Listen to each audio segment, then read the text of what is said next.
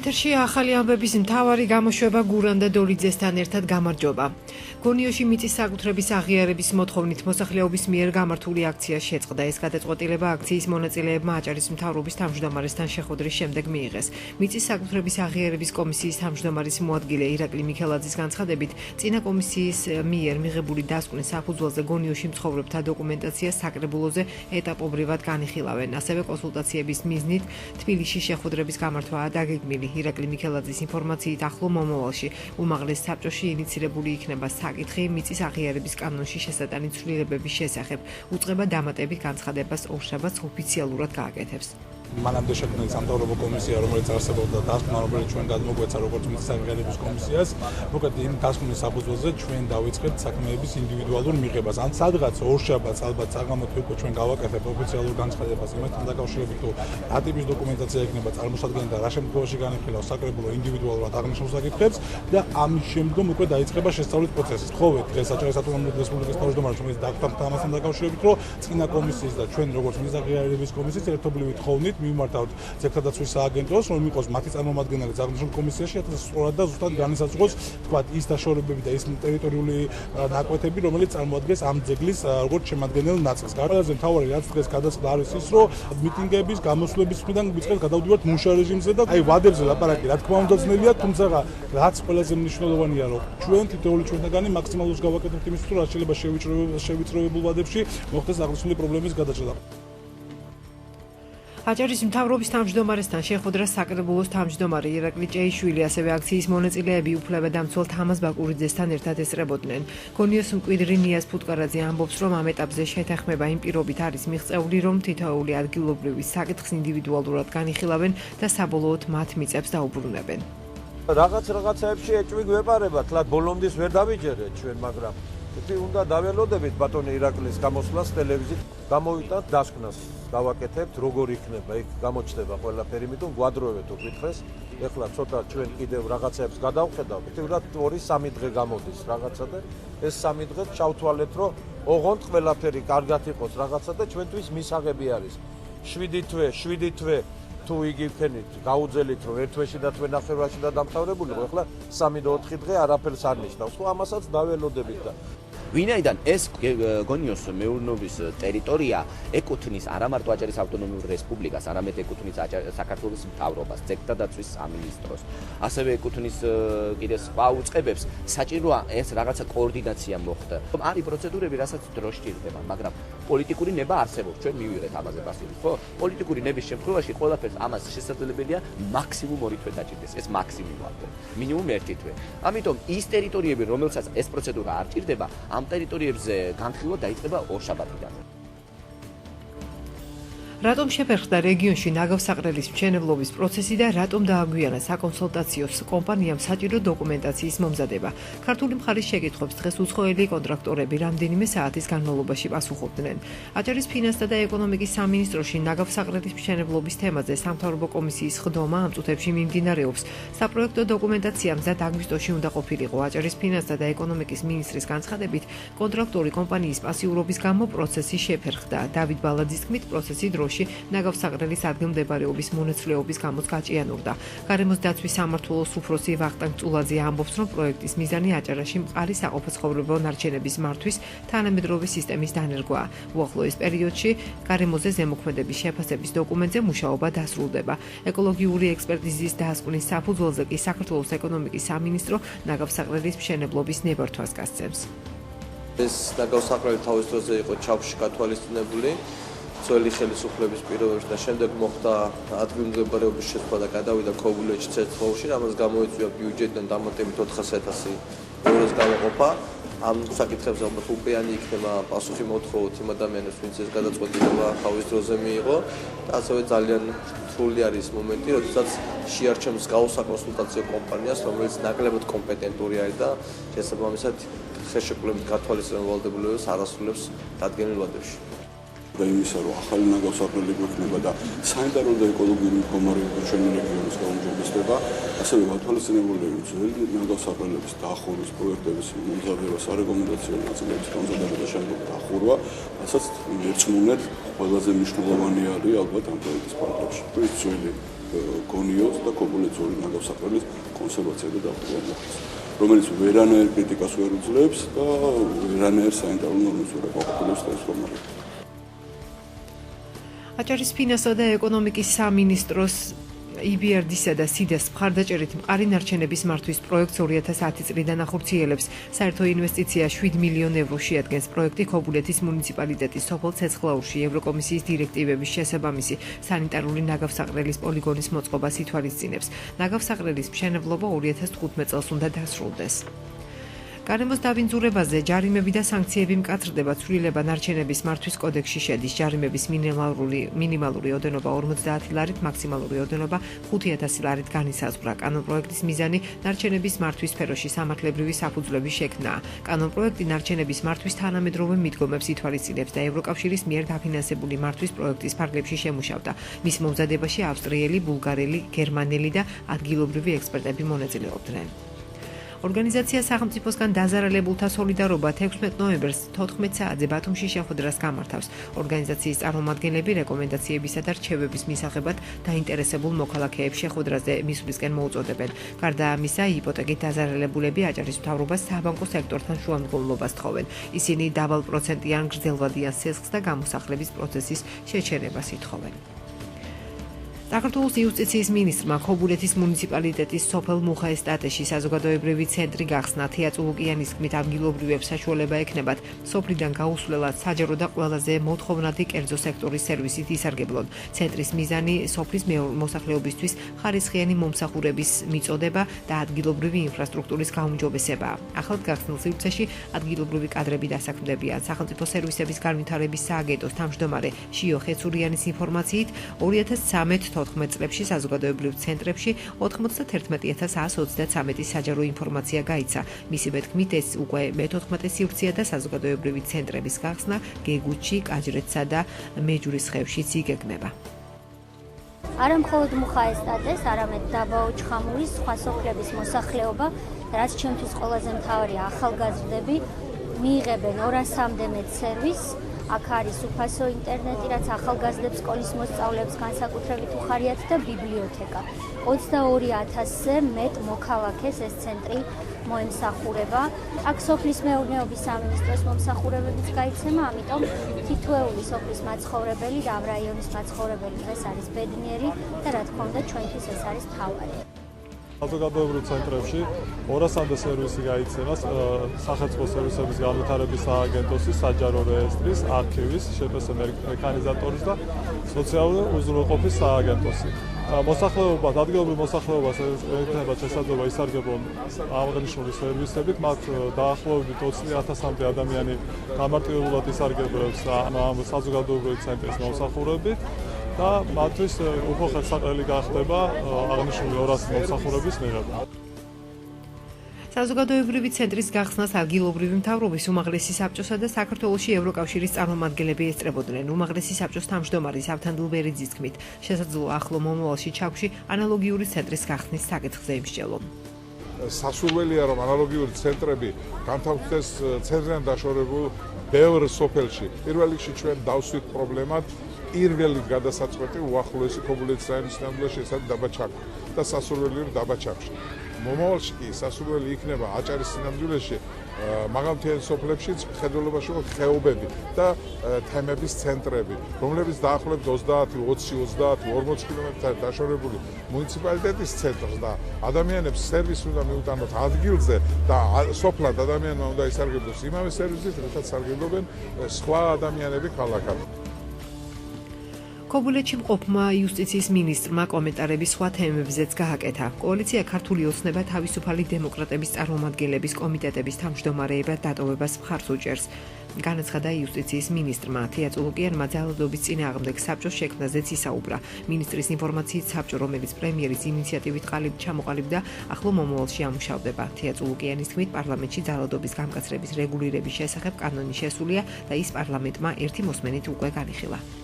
ბოლო ინფორმაციით, რასაც მე ვფლობ, ქართული ოცნება კოალიცია მხარს უჭერდა იმას, რომ თავისუფალი დემოკრატები შენარჩუნდნენ კომიტეტის თავმჯდომარეებად მეც ამას ვუჭერ მხარს და რამდენადაც ცნობილია ქართული, ჩემთვის ცნობილია ქართული ოცნების დეპუტატებიც. თუ რაიმე შეიცვალა დღესდღეობით, ეს ჩემთვის უცნობია.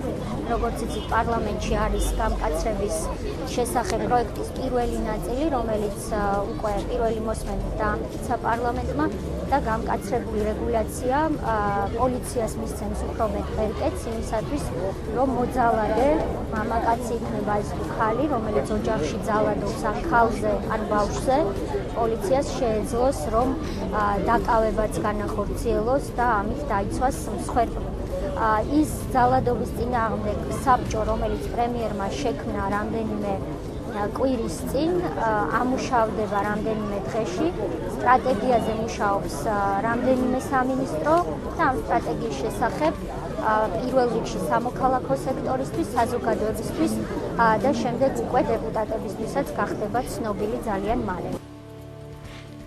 განვაგრძობთ გამოშვებას. უმაღლეს საბჭოში საზოგადოებრივი მაუწყებლის საჭირის ტელევიზიისა და რადიოს მისამართით გაკეთებულ განცხადებებთან დაკავშირებით მაუწყებლის მრჩეველთა საბჭომ განცხადება გაავრცელა. დეპუტატებისაგან გამოთქმულ სურვილს დაიბარო მრჩეველთა საბჭო უმაღლეს საბჭოში პასუხობთ უარით. ჩვენ ვცდილობთ ვიყოთ ღიად მთელი საზოგადოების, მათ შორის პოლიტიკური კლასისადმი. ნათქვამია განცხადებაში, რომელსაც ხელს მრჩეველთა საბჭოს თავმჯდომარე ზაზა ხალვაში, ასევე საბჭოს წევრები ნატა იმედაიშვილი, გიორგი ირემაძე და ბეჟან გობაძე აწერენ. აჭარის რადიო დაუკავშირდა მრჩეველთა საბჭოს წევრებს გიორგი ირემაძის თქმით, დეპუტატებმა მათთან ურთიერთობის ტონი არასწორად შეარჩიეს. ისინი უარს არ ამბობენ შეხვედრაზე, თუმცა არა საკანონმდებლო ორგანოში, აცხადებს ირემაძე.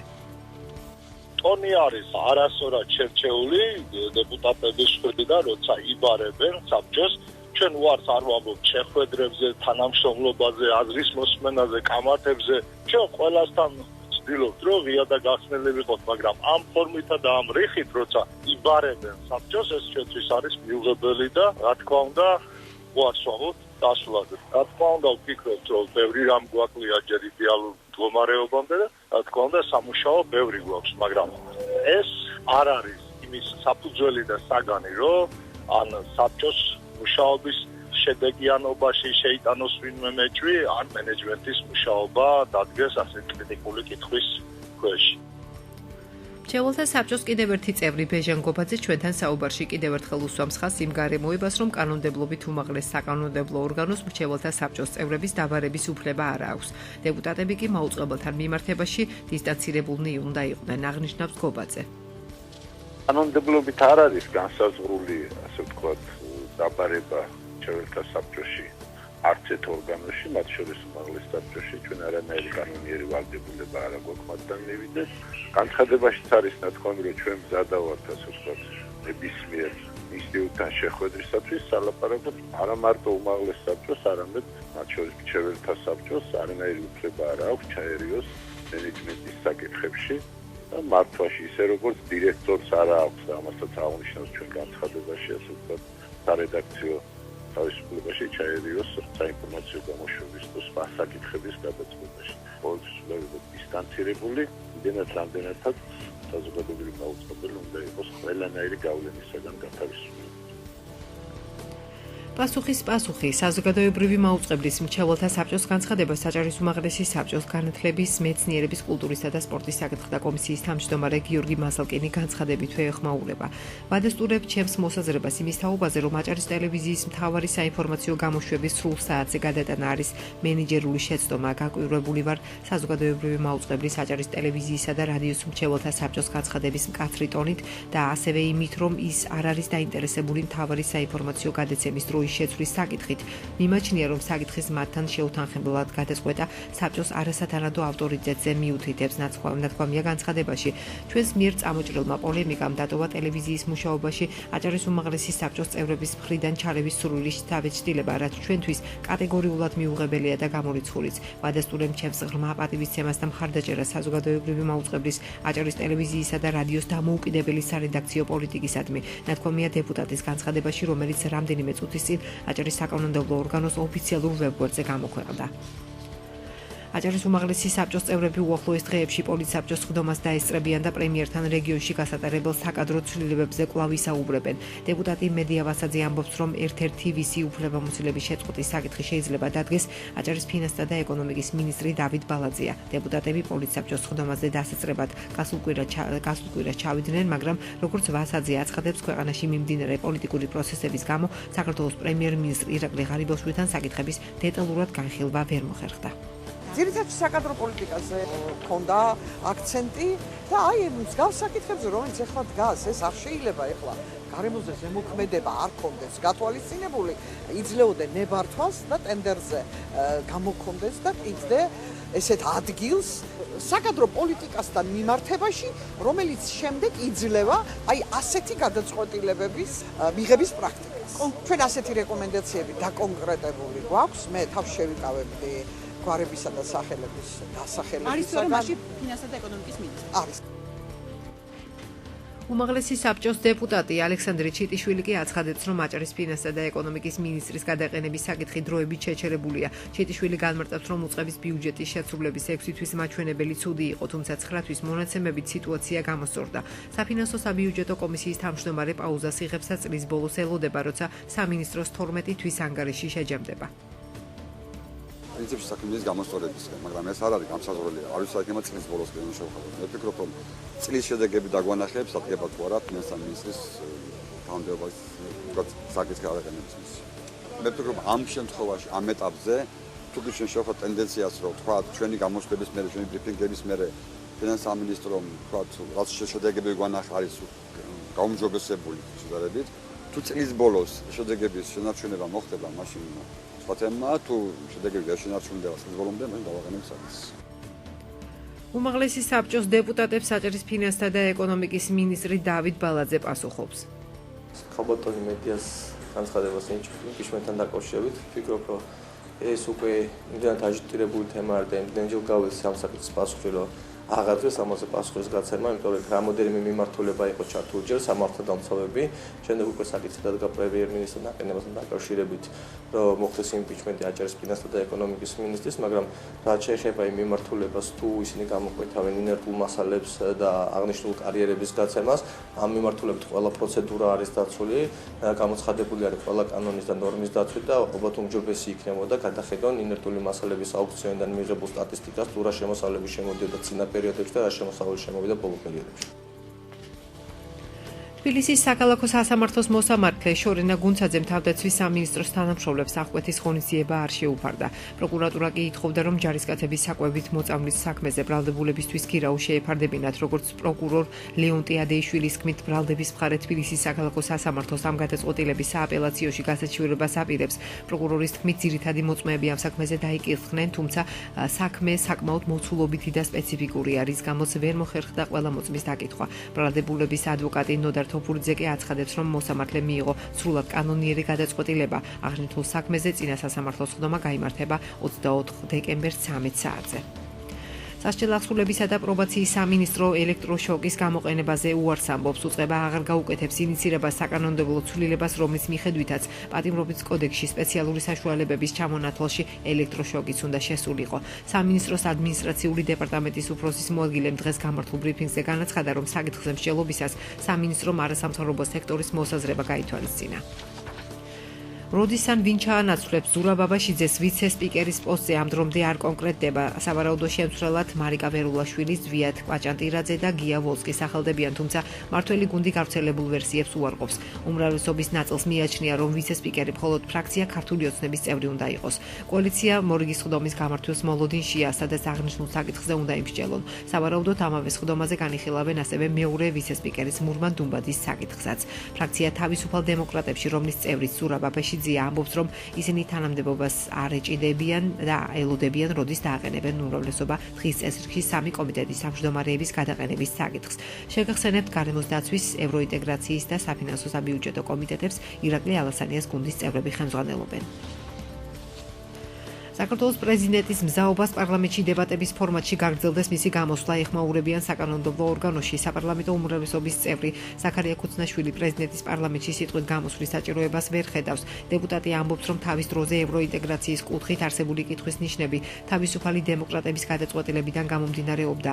ქუცნაშვილს არ ეთანხმებიან მმართველი გუნდის სხვა წევრები. მათი მოსაზრებით, პრეზიდენტის გამოსვლა პარლამენტში არა მხოლოდ ევროპული კურსის საკითხზე, არამედ სხვა საჭიროებითაც არის განპირობებული. საკანონმდებლო ორგანოში გიორგი მარგველაშვილის გამოსვლა ხვალ 12 საათისთვისაა დაგეგმილი. პრეზიდენტის შემდეგ კი პარლამენტის სახელით დავით უსუფაშვილი გამოვა. დღის წესრიგით გათვალისწინებული არ არის საპარლამენტო უმცირესობისა და უმრავლესობის გამოსვლები, ასევე დებატები. პრეზიდენტის ადმინისტრაციის ინფორმაციით, გიორგი მარგველაშვილი თანახმაა პარლამენტის წინაშე ნებისმიერი, მათ შორის დებატების ფორმატით წარსდგეს. პრეზიდენტის ინსტიტუტს კიდევ ერთი ფუნქცია ერთმევა და მთავრობის კომპეტენციაში გადადის. საქართველოს ტერიტორიაზე ინვესტირება ეროვნული უშიშროების საბჭოს ნაცვლად სახელმწიფო უსაფრთხოებისა და კრიზისების მართვის საბჭოსთან შეთანხმებით მოხდება. ცვლილებები ეროვნული უსაფრთხოების პოლიტიკის დაგეგმვისა და კოორდინაციის წესის შესახებ კანონპროექტში შედის. ამ დრომდე ფუნქციას ეროვნული უშიშროების საბჭო ახორციელებდა. დღეს საქართველოს სახალხო არტისტი იური ცანავა ფერიის სასაფლაოზე დაკრძალეს. იური ცანავა ბათუმის დრამატული თეატრიდან გამოასვენეს. მსახიობი 85 წლის ასაკში გარდაიცვალა. იგი ბათუმის დრამატულ თეატრში 1945 წლიდან მოღვაწეობდა. მას 7ჯერ აქვს მინიჭებული პრემია მამაკაცის როლის საუკეთესო შესრულებისათვის. 2011 წელს კი პრემია წლის საუკეთესო რეჟისორული ნამუშევრისთვის გადაეცა. იური ცანავა კოტე მარჯანიშვილის, მემად აბაშიძის და იუსუფ ყობალაძის სახელობის პრემიების კავალერიც იყო. 2010 წელს მსახიობს ბათუმის საპატიო მოქალაქის წოდება მიენიჭა და დრამატული თეატრის წინ მისი სახელობის ვარსკვლავი გაიხსნა. ზაფხულში ბათუმში 4 ვარსკვლავიანი სასტუმრო მარინა კოლიზეუმი გაიხსნება, სადაც პირველ ეტაპზე 100 ადამიანი დასაქმდება. მშენებარე სასტუმრო დღეს რეგიონის პირველმა ეკონომისტმა დაათვალიერა. აჭარის ფინანსთა და ეკონომიკის მინისტრის დავით ბალაძის განცხადებით, ტურისტული ობიექტების რიცხვის ზრდა დასაქმებაზე და ინვესტიციებზე დადებითად აისახება. სასტუმრო მარინა კოლიზეუმი 7 ნომრიანი იქნება. სასტუმროში მოეწყობა სამორინე, ღია და დახურული საცურაო აუზები, კაფე, რესტორანი და საკონფერენციო დარბაზი. პროექტის საინვესტიციო ღირებულება $14 მილიონ შეადგენს. მახინჯაურის სარეაბილიტაციო ცენტრ თანაში ქობულეთის სოფელ ლეღვას პირველი საჯარო სკოლის სამოქალაქო ხედვის კლუბის ინიციატივით და პირველი საჯარო სკოლის მხარდაჭერით საქველმოქმედო აქცია გაიმართა. კლუბის 17-მა წევრმა რეაბილიტაციის ცენტრში მყოფ ბავშვებს სურსათი, ტანსაცმელი და სათამაშოები მიუტანეს. მათივე თქმით, აქციის მიზანია ბავშვებმა თავის საზოგადოებაში ინტეგრირებულად იგრძნონ. კლუბი მსგავსი საქველმოქმედო აქციის მოწყობას სამომავლოდაც გეგმავს. ხულოსა და შუახევის მუნიციპალიტეტების სკოლებს ინვენტარი გადაეცათ. საგანმანათლებლო დაწესებულებები 2060 ახალი ინდივიდუალური მაგიდებითა და სკამებით აღიჭურვა. სკოლების ინვენტარიზაციის პროექტს საქართველოსა და აჭარის განათლების სამინისტროები ერთობლივად ახორციელებენ. ამჟამად ხულოში 38, შუახევში კი 20 საჯარო სკოლაა. განვაგრძოთ გამოშვებას ორ დღეში ბათუმის ყინულის სასახლეში მეოთხე საერთაშორისო გამოფენა მოეწყობა, სადაც სამშენებლო მასალები, ტექნიკა და კონდიცირების თანამედროვე სისტემები გამოიფინება. ნოვაციებს 7 ქვეყნის 50-მდე კომპანია წარმოადგენს, რომლის გაცნობა დაინტერესებულ პირებს რამდენიმე დღის განმავლობაში შეეძლებათ. საერთაშორისო გამოფენა GeoNet Expo-ს და აჭარის ფინანსთა და ეკონომიკის სამინისტროს ორგანიზებით იმართება. ქობულეთის პროფესიულ კოლეჯში უკვე მეორე დღეა ტურიზმის მიმართულებით ტრენინგები მიმდინარეობს. ამჯერად სწავლების თემებია გიდის პროფესია და ევოლუცია ექსკურსიათმცოდნეობაში. ტრენინგები საერთაშორისო ასოციაცია გეორგია ფონ ფრენდის ორგანიზებით იმართება და მისი მიზანია გადაამზადოს გიდები, ტუროპერატორები და ამაღლდეს ამ სფეროში მომუშავეთა კვალიფიკაცია. პიაფის კინოსკოლის მონაწილეებისთვის ტრენინგები გრძელდება. მეორე ეტაპზე ლექციების თემა სარეჟისორო სცენარის მომზადება, ნატურის შერჩევა და მსახიობებთან მუშაობა იყო. რეჟისორმა ალექსანდრე რეხვიაშვილმა სტუდენტების მიერ მომზადებული ფილმების შავი მასალებიც განიხილა. პიაფის კინოსკოლა, რომელიც 3 ეტაპს მოიცავს, განათლების სამინისტროს პროგრამის აჭარაში კილოხელოვნების განვითარების ხელშეწყობა ფარგლებში მიმდინარეობს. და ბოლო სპორტი. გადაწყვეტ ფაზაში შევიდა აჭარის მასობრივი სპორტის ფედერაციის ორგანიზებით მიმდინარე ბათუმის სკოლების პირველობა სპორტის 6 სახეობაში უკვე დასრულდა შეჯიბრება ფრენბურთელ გოგონათა კოლექტივებს შორის. უძლიერესის წოდება მე-15 სკოლის ნაკრებმა მოიპოვა, რომელმაც ფინალში მესამე სკოლელებს ძლია. მეორე სკოლის გუნდი მესამე პრიზიორი გახდა. ამ წუთებში პირველი კომპლექსური სპორტსკოლის დარბაზში მიმდინარეობს პლეი-ოფის ნახევარფინალური თამაშები ჭაბუკთა შორის. საპრიზო ადგილებზე პრეტენზიას აცხადებენ მე-5, 25, 27 და 38 სკოლების კოლექტივები. ზღვისპირა პარკის ტერიტორიაზე კი მძლეოსნები ასპარეზობენ. 16 ნოემბრიდან ჯავახიშვილისა და ლერმონტოვის ქუჩების კვეთაში მდებარე ღია მოედნებზე ჩატარდება მინი ფეხბურთელთა შეჯიბრება, რომელიც 10 დღეს გასტანს. თამაშები კი ჭაბუკ კალათბურთელთა ტურნირით 30 ნოემბერს დასრულდება. ამავე დღეს მოიწყობა ყველა სახეობაში გამარჯვებული და პრიზიორი გუნდების დაჯილდოების ცერემონიალი. ნორჩ სპორტსმენთა სეზონის ბოლოს შემაჯამებელი ღონისძიების შესახებ აჭარის მასობრივი სპორტის ფედერაციის პრეზიდენტი ბადრი შამილაძე საუბრობს. აღნიშნული ღონისძიება ტარდება ქალაქ ბათუმის მერიის მუნიციპალური პროგრამის თანახმად. ტრადიციულად უკვე მესამე წელია იმართება, ძალიან დიდ გამოხმაურებას და აჟიოტაჟს იწვევს მოსწავლეთა შორის და თითქმის 22-დან 30 სკოლამდე სხვადასხვა სახეობების მიხედვით ჩართული არის სკოლები, ღებულობენ მონაწილეობას. არის ბავშვები, რომლებიც შემდეგ ჩნდებიან, რა ვიცი, ტალანტების სახით და პერსპექტიული სპორტსმენების გავოლენება ხდება და ისინი შემდეგ ირიცხებიან ნაკრებ გუნდებში, თავთავად სხვადასხვა სახეობების მიხედვით. თქვენ მოისმინეთ ახალი ამბების მთავარი გამოშვება გურამ და დოლიძესთან ერთად. კარგად ბრძანდებოდეთ.